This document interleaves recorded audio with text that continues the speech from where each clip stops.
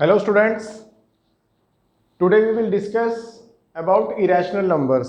Last video में हमने number system के टू पार्ट डिस्कस किए थे। एक पार्ट तो था रैशनल और सेकंड क्या था इरेशनल। तो फर्स्ट एक्सरसाइज 1.1 में तो हमने रैशनल नंबर के बारे में डिस्कस कर लिया था। Rational number has part natural, integers, whole, ठीक है। तो today we will discuss irrational numbers. इसके कोई पार्ट नहीं होते, ये अपने आप में यूनिक है, एक ही अकेले ही नंबर होता है ये। तो what was the definition of rational? जो रैशनल की डेफिनेशन थी, it was p by q and q not equal to 0, कि कोई भी नंबर जिसको p बाय क्यू की फॉर्म में लिख सके and q not equal to 0, और p और q यहाँ पर क्या थे? इंटीजर्स। तो ये तो हमारा रैशनल नंबर था कि वो सारे नंबर जिनको p बाय क्यू की फॉर्म में लिख सकते हैं, नेचुरल नंबर भी, होल नंबर भी, इंटीजर भी, सारे थे। तो फिर क्या था, इससे अलग नंबर क्या होंगे? तो इससे अलग नंबर क्या होंगे? Those numbers which can not be written in the form of p by q, यानी कि उनको p बाय क्यू की फॉर्म में ना लिख सके, यानी कि उनके अपॉन में कुछ ना आ सके। तो such type of numbers are called irrational number, ठीक है। बुक में हमारे इसमें लिखा हुआ है s is called irrational if it cannot be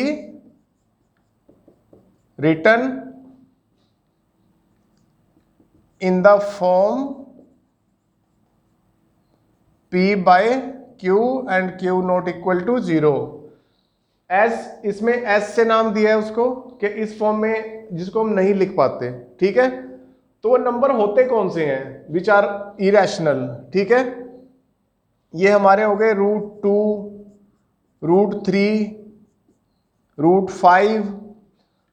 पाई को भी इरेशनल नंबर बोलते हैं। स्टूडेंट्स यहाँ पे पाई जो हमें मेंसुरेशन वैल्यू बताई जाती है, pi equal to 22/7, pi equal to 22/7। Actual में pi is irrational number and 22/7 is rational. Pi is not the accurate value of 22/7। जो 22/7 है वो इसकी अप्रोक्सीमेट वैल्यू है, not the actual value of pi. ये सिर्फ एक अप्रोक्सीमेट वैल्यू है। क्वेश्चन सिंप्लीफाई करने के लिए 22/7 को हम लिखते हैं। एक्चुअल में हम पाई की वैल्यू अभी तक फाइंड आउट नहीं कर पाए। ये non terminating and non repeating है। ये हमारी कौन सी वैल्यू है? अप्रोक्सीमेट वैल्यू, अप्रोक्स वैल्यू है, ठीक है।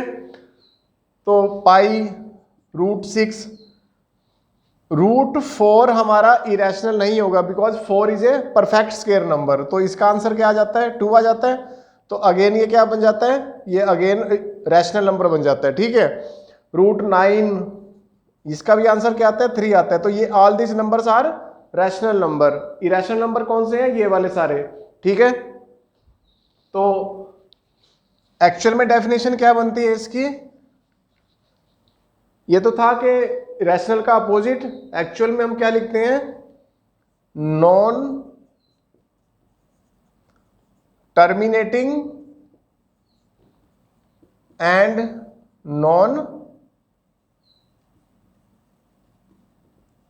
रिपीटिंग। जो नंबर ना तो कभी टर्मिनेट होता है और ना ही कभी रिपीट होता है, यानी कि उसकी हम जैसे √2 है, √2 का अगर हम आंसर फाइंड आउट करें 1.41, ऐसे करते करते करते ये इनफाइनाइट तक जाएगा। ये तो कब ना तो कभी रिपीट होगा, जैसे यहाँ 4 के बाद 1 आया है, तो यहाँ पे 4 आया तो हो सकता है 4 के बाद यहाँ पे 2, 5 कुछ भी रिपीट भी होता है, तो उससे नेक्स्ट नंबर फिर रिपीट नहीं होता। यानी कि ये नॉन टर्मिनेटिंग, ना तो कभी रिपीट होता। मैंने नॉन टर्मिनेटिंग और रिपीटिंग के बारे में पहले बता रखा है। जैसे 10 को 3 से डिवाइड करते हैं, 3 3 जा 9, 1 आया फिर पॉइंट लगाया, 3 3 जा 9 आया फिर मान लगाया, फिर 10 बनेगा, ऐसे ये 3 आता रहेगा ना। तो ये नंबर क्या हो गया हमारा? रिपीटिंग हो गया कि 3 3 आता रहेगा। बट यहाँ पर ऐसा कुछ भी नंबर नहीं आएगा कि हम उसको बार बार रिपीट करते जाए। तो जो नंबर नॉन टर्मिनेटिंग और नॉन रिपीटिंग होगा, सच number is called irrational number. हम उसको क्या बोलेंगे? इरेशनल, के ना तो वो खत्म होता है और ना ही कभी वो रिपीट होता है। ये भी नॉन टर्मिनेटिंग है बट इट इज रिपीटिंग। ये क्या है? रिपीट हो रहा है, इसलिए हम इसको क्या बोल देते हैं? रैशनल नंबर बोल देते हैं, ठीक है। तो ये तो थी इरेशनल नंबर की definition, non terminating and non repeating. अब हमारे पास क्वेश्चन आता है कि हाउ एक नंबर जब ना तो टर्मिनेट हो रहा है और ना ही वो रिपीट हो रहा है, तो how you will represent that number on number line. किसी भी नंबर को अगर नंबर लाइन पे रिप्रेजेंट करना है तो उसके हमें मेजरमेंट पता होनी चाहिए ना। जैसे सपोज करो 2 सेंटीमीटर है, तो we can easily draw 2 centimetre with the help of scale. 2.5 है उसको भी ड्रा कर सकते हैं, 3 सेंटीमीटर है उसको भी ड्रा कर सकते हैं। But what happened if we have √2, क्योंकि इसका तो कोई स्केल नहीं होता है ना। इनके तो जो रैशनल नंबर्स है हमारे पास या नेचुरल नंबर है, इंटीजर्स है, उनका तो हमारे पास स्केल है, बट इनका तो कोई स्केल नहीं है ना। √2, √3 इनका तो कोई स्केल नहीं है हमारे पास। तो how we will draw these number on number line, तो हम इसको नंबर लाइन पे कैसे रिप्रेजेंट करेंगे। तो इसका सबसे पहले सोल्यूशन किसने निकाला था? पाइथागोरस ने। Pythagoras, what is the formula of Pythagoras triplet? Hypotenuse square equal to base square plus perpendicular square. ये यहाँ 90 है और ये हमारी राइट एंगल ट्राइंगल है, तो this is our hypotenuse, this is base and this is perpendicular. तो इन तीनों में जो ये रिलेशन है, इसकी हेल्प से हम √2, √3, √5 इन सबको किस पे रिप्रेजेंट करेंगे? नंबर लाइन पे।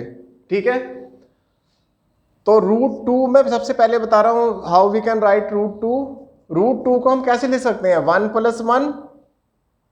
1 लिख सकते हैं। फिर हम इसको क्या कर सकते हैं? 1 का स्क्वायर करें, 1 का स्क्वायर करें, ये 1 ही रहता है। ठीक है, बट हमारे पास ये क्या आ गया? बेस स्क्वायर और प्लस परपेंडिकुलर स्क्वायर। ये जो बेस और परपेंडिकुलर है हमारे पास। ठीक है, तो ये हमारा हाइपोटेन्यूज है √2। ठीक है, तो इसमें सबसे पहले मैं आप लोगों को यूनिट के बारे में बताने जा रहा हूं। इसमें हमारे पास सेंटीमीटर, मीटर ये नहीं आएगा, हम क्या करेंगे? यूनिट। अब यूनिट को आप ध्यान से समझ लिए, व्हाट इज यूनिट? यूनिट एक ऐसी मेजरमेंट है जिसको हम अपने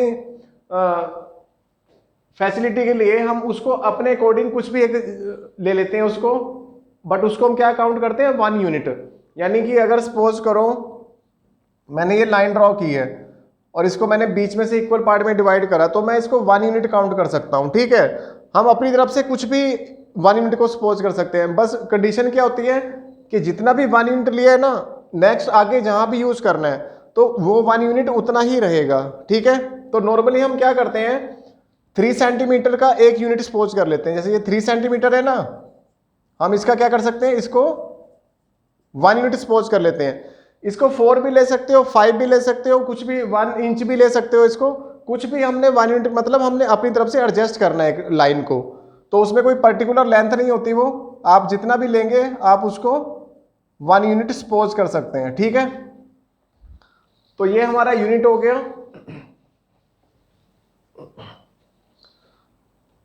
अब इसमें हमने ये लाइन ड्रॉ की AB of length 1 unit. Unit का मीनिंग क्लियर हो गया? आप कितनी भी लाइन ड्रॉ कर सकते हैं, बस आपने अगर इसको 1 यूनिट सपोज करें तो आगे मुझे कहीं भी 1 यूनिट की जरूरत पड़ेगी इस क्वेश्चन में, तो मैं इसी को 1 यूनिट मान के चलूंगा। ठीक है, मैं कंपास इतनी ही रिमूव करूंगा। ठीक है, तो B पे हम क्या करते हैं? हम यहां पर क्या ड्रॉ करते हैं? 90 डिग्री का एंगल। ठीक है, ये 90 डिग्री का एंगल ड्रॉ किया मैंने, और इसको इसके साथ ज्वाइन कर देते हैं। ठीक है, अब जैसे मैंने कहा था कि जितनी 1 यूनिट यहां पर है उतना ही इतना कंपास रिमूव करके यहां पे और इस कंपास को यहां पे रख के ये एक आर्क लगानी है। ठीक है, यानी कि यहां पे कंपास रखा और इसको ऐसे एक आर्क लगानी है हमें, और इसको इसके साथ ज्वाइन कर देना है। ठीक है, तो जितनी लेंथ ये थी उतनी लेंथ ये ली, ये भी कितनी आ गई? 1 unit. Now according to the Pythagoras formula, what is hypotenuse? Hypotenuse क्या होगा? Base square plus perpendicular square. तो जब इसको स्क्वायर करोगे तो क्या बनेगा? ये √2 नहीं आएगा, 1 स्क्वायर प्लस 1 स्क्वायर यानी कि 1 स्क्वायर 1 प्लस 1 स्क्वायर 1 1 प्लस 1 2, तो ये हमारा कितना आंसर आ गया √2।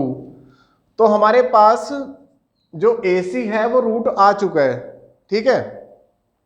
बट हमें क्या करना है, नंबर लाइन पे रिप्रेजेंट करना है। तो हम क्या करते हैं, इस लाइन को आगे के तक एक्सटेंड कर देते हैं और फिर क्या करते हैं, A पे कंपास रख के इतना कंपास रिमूव करना है पेंसिल को वहां पे, और यहाँ पे कंपास रख के यहाँ से ऐसे हमें एक आर्क ड्रा करनी है, ठीक है। तो ये जो पॉइंट आएगा ये पॉइंट कौन सा होगा, √2 वाला पॉइंट होगा, ठीक है। यानी कि अगर मैं इसको एक्सपोज करता हूं तो मेरे पास AX की लेंथ कितनी आ गई, √2 यूनिट। क्लियर हो गया। 1 यूनिट का मीनिंग क्लियर हुआ ना, कि 1 यूनिट जितनी मर्जी लेंथ लें हम उसको 1 सपोज करके वहां पे फिर 90 बनाना है, और 90 वाली लाइन के ऊपर क्या करना है, हमें जितना भी ये था उतनी आर्क लगानी है और उसको उसके साथ ज्वाइन कर देना है। तो हमारे पास ABC राइट एंगल बनेगी। फिर हम पाइथागोरस का फार्मूला यूज करके ये हाइपोटेन्यूज फाइंड आउट कर लिया और यहाँ से हमने एक आर्क लगाई। तो जितनी AC थी उतनी हमारे पास AX आ गई, रेडियस बन गए ना किस्म से दोनों। तो AX की लेंथ कितनी आ गई, √2। तो in that way we will represent √2 on number line.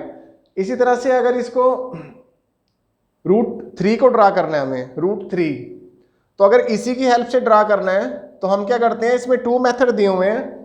एक तो मेथड हमारे पास है,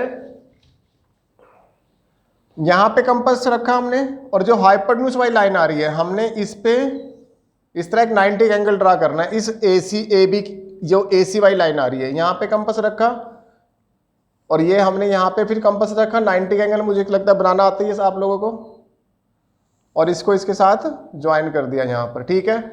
फिर मैंने जैसे स्टार्टिंग में कहा था कि जितना 1 यूनिट लिया ये हर जगह अब यही यूनिट यूज होगा जितना भी आपने लिया। तो इतनी कंपास रिमूव करो, यहाँ पर रखो, तो यहाँ पे कट करो इसको और इसको इसके साथ ज्वाइन कर दो AB के साथ, ठीक है।